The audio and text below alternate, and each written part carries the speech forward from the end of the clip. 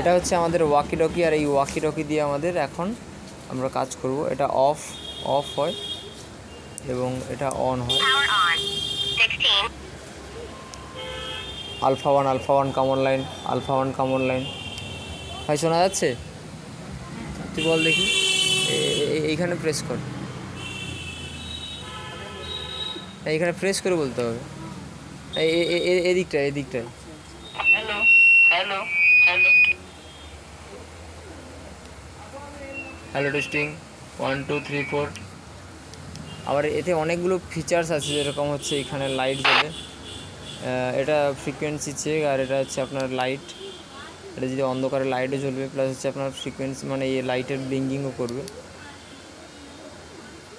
Signal দেওয়ার জন্য।